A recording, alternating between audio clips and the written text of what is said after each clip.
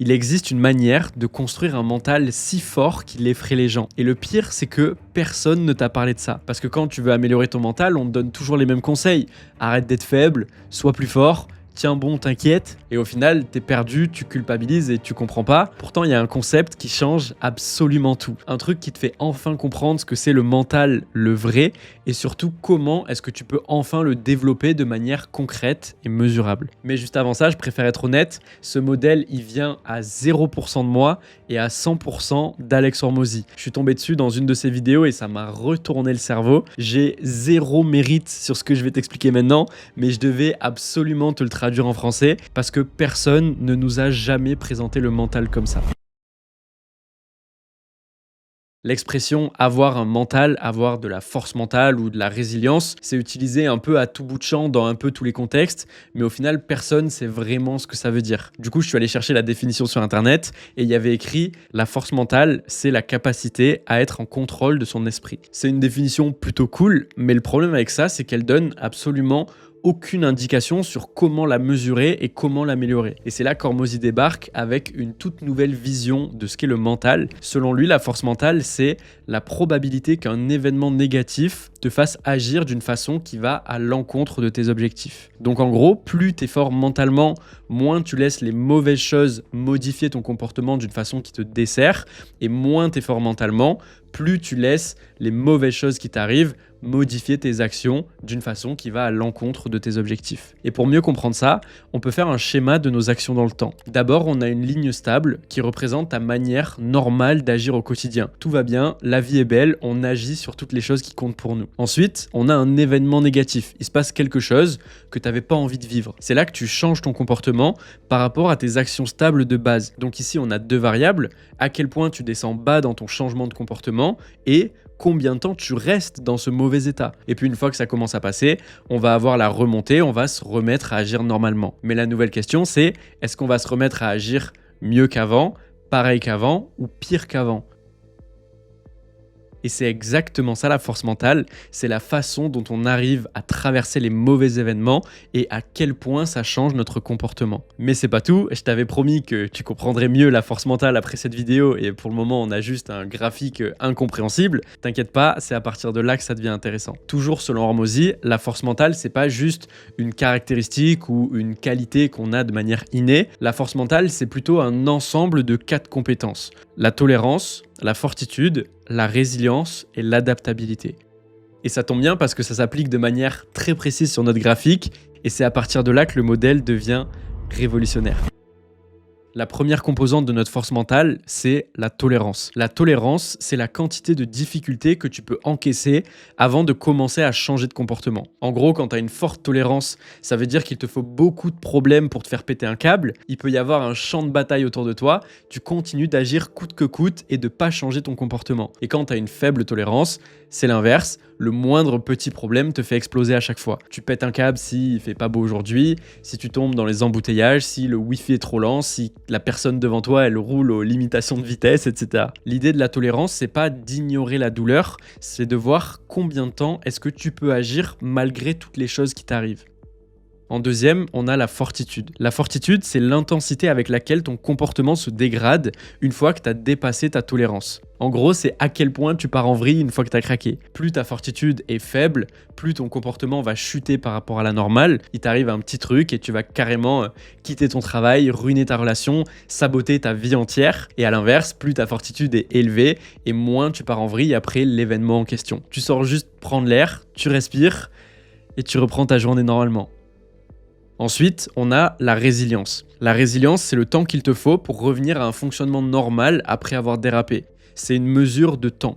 Quand tu as une forte résilience, ton pic remonte en 5 minutes, même si tu as complètement vrillé. Et quand tu as une faible résilience, tu mets 5 ans à te remettre de n'importe quel événement, même si c'était même pas un événement de fou. Tu connais peut-être des gens comme ça, d'ailleurs, des gens à qui il arrive le moindre truc et ils vont mettre des mois à s'en remettre. Ils vont en parler en boucle tout autour d'eux, comme si le monde leur était tombé dessus. Et enfin, dernière composante du modèle, l'adaptabilité. L'adaptabilité, c'est où se situe ton niveau de base après l'événement négatif comparé à ton ancien niveau. En gros, il y a 3 possibilités. Soit tu as une haute adaptabilité, tu reviens au-dessus de ton ancien niveau, tu es devenu plus fort grâce à ce que tu as traversé. Soit tu as une adaptabilité moyenne, tu reviens exactement au même niveau qu'avant, donc l'événement n'a pas changé ton comportement à long terme, ce qui est déjà pas mal. Soit tu as une faible adaptabilité, tu finis en dessous de ton ancien niveau, donc tu as été affaibli par ce qui t'est arrivé et tu agis moins bien qu'avant après ton événement. Donc maintenant, on a nos 4 composantes pour construire un mental de malade. Et à partir de ça, on peut même s'imaginer les 2 extrêmes opposés du modèle. D'un côté, on a le profil parfait mentalement, qui a un mental indestructible, qui a 10 sur 10 dans chacune des composantes. C'est quelqu'un qui a une tolérance énorme, il n'y a quasiment jamais rien qui le dérange et qui change ses actions. C'est quelqu'un avec une fortitude au maximum, donc même quand quelque chose l'atteint, il change ses actions de manière minime, voire imperceptible. Il a aussi une résilience très forte, donc après avoir craqué et changé ses actions, il revient à la normale presque immédiatement. Et il a une adaptabilité maximale, donc chaque difficulté le rend bien plus fort et améliore ses actions. Donc on a une personne qui est très peu impactée par tout ce qui lui arrive et surtout qui devient plus forte à chaque fois qu'il y a un événement négatif qui vient perturber ses actions de base. Et de l'autre côté, on a l'inverse complet, on a le profil très fragile mentalement, qui a un mental au plus bas, qui a 0 sur 10 dans chacune des compétences. Et cette fois-ci, sa tolérance est au plus bas, donc la moindre contrariété le déstabilise. Il pète un câble quand il fait pas beau, quand on lui dit pas bonjour, quand on le laisse pas passer en voiture, etc. Sa fortitude, elle est aussi faible, sa réaction, elle est disproportionnée à tout ce qui lui arrive. Après que quelqu'un lui ait pas dit bonjour, il va carrément quitter son travail et partir en dépression, tu vois. Il va être au plus bas. Sa résilience, elle est minimale, donc à chaque crise, quand il est au plus bas, il reste au plus bas pendant très très longtemps, pendant des mois, voire des années. Il rumine en boucle sur la chose qui lui est arrivée et à quel point il méritait pas ça. Et il a très peu d'adaptabilité. Donc dès que ses actions se restabilisent après toute cette tempête, c'est un niveau qui est toujours pire que celui d'avant. La plupart d'entre nous, on est quelque part entre ces 2 extrêmes. Je pense que le mental parfait n'existe pas. On est tous des êtres humains, on a tous des émotions, on agit tous parfois de manière irrationnelle. Mais ce qui est vraiment important avec ce modèle, c'est de montrer que le mental, c'est pas ce truc magique, soit on est né avec et on l'a, soit on l'a pas, mais c'est plutôt 4 compétences différentes qu'on peut apprendre à développer et à travailler. Alors une fois qu'on sait ça, il faut qu'on voit comment est-ce qu'on va pouvoir travailler chacune de ces 4 compétences pour pouvoir améliorer notre force mentale. Premièrement, travailler sa tolérance. Avoir une tolérance trop faible, c'est laisser tous les événements qui se produisent impacter nos actions. Donc la mission numéro 1 pour l'améliorer, c'est de réussir à donner moins de pouvoir aux événements sur notre comportement. La mission, c'est pas de jamais être contrarié et de toujours refouler ses émotions. La mission, c'est de refuser de laisser quelqu'un ou quelque chose contrôler notre façon d'agir. Et ça tombe bien, j'ai 3 bonnes stratégies pour ça. Je fais genre, c'est arrivé d'un coup, mais c'était calculé, t'inquiète. La première, c'est de travailler sa proactivité. La proactivité, c'est prendre la responsabilité de ses actions. Et quand on a une tolérance faible, on a tendance à mettre cette responsabilité sur les autres. C'est X qui m'a fait péter un câble, c'est Y qui m'a poussé à bout, j'ai mal agi à cause de Z. Sauf que dans n'importe quelle situation, c'est pas l'événement qui a le plus d'impact sur nous, c'est notre réaction par rapport à cet événement. Dans l'exemple juste avant, oui, X, il a fait quelque chose qui nous a fait péter un câble, mais dans l'histoire, c'est quand même nous qui avons pété un câble. On aurait très bien pu réagir d'une autre manière. Donc travailler sa proactivité, c'est réaliser que quand il nous arrive une chose, on a le choix de notre réaction à cette chose. On peut choisir les actions qui vont suivre.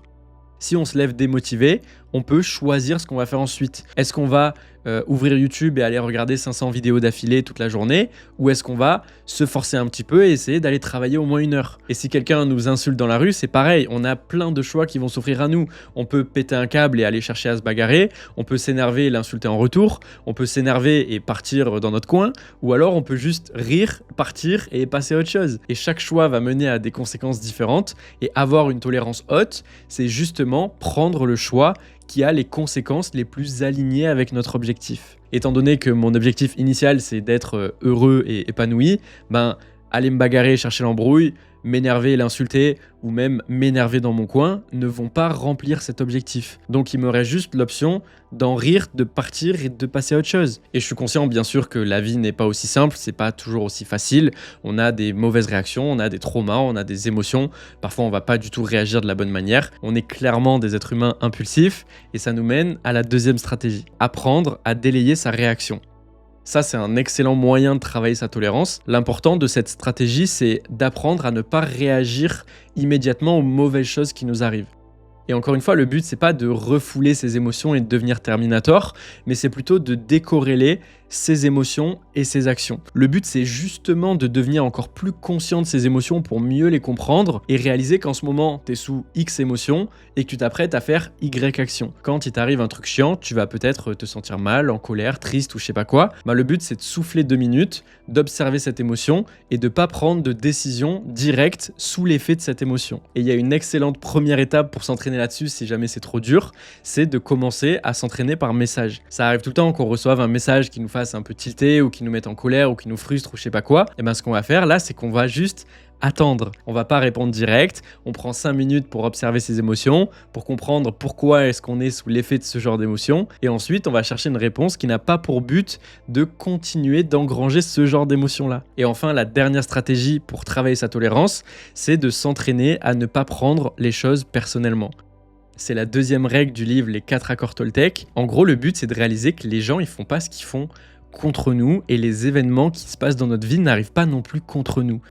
Tout le monde agit à partir de sa propre histoire, de ses propres besoins, de sa propre éducation, de ses propres traumas, de ses propres peurs, etc. Et quand on prend tout à cœur, on donne aux autres le pouvoir de contrôler notre état émotionnel. Sauf que ce que les autres vont dire ou faire, c'est juste un reflet de leur monde intérieur à eux. C'est juste leur réalité et ça définit pas du tout ta réalité à toi ou ta valeur intrinsèque à toi. Comme disait Eleanor Roosevelt, j'adore cette phrase, personne ne peut nous faire du mal sans notre consentement.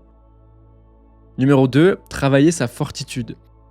La fortitude, on s'en rappelle, c'est à quel point tu pars en vrille une fois que tu as craqué. Plus elle est faible et plus tu pars en vrille intensément. Quand tu vois une personne au supermarché insulter la personne en caisse parce qu'elle a oublié la réduction de 7 centimes sur ses chocs à pic, c'est un signe d'une petite faible fortitude. Pareil pour les gens qui pètent un câble au volant et qui insultent tout le monde juste parce qu'on les a pas laissés passer. Et si tu as 2 personnes avec une faible fortitude, alors là, laisse tomber, les deux vont s'engrainer l'un et l'autre, ils vont s'insulter les deux de plus en plus et ça peut carrément finir sur un règlement de compte ou en prison limite. Bref, pour travailler sa fortitude, on a 2 solutions. La première, c'est de garder en tête son objectif principal.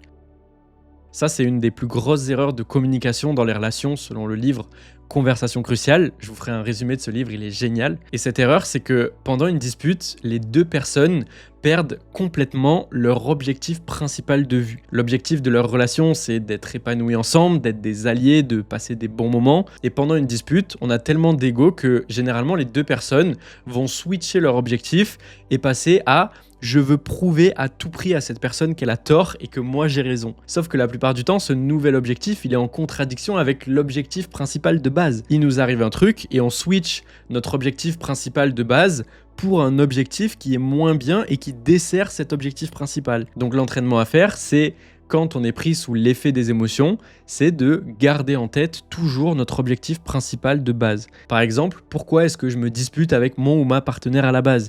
C'est sûrement parce que j'ai envie que la relation se passe le mieux possible, que l'autre personne comprenne mes besoins, qu'on arrive à mieux vivre ensemble. C'est pas pour à tout prix lui prouver qu'elle a tort et que c'est une personne invivable et méchante. Et notre deuxième solution, c'est de relativiser. Ça, c'est vraiment un super pouvoir.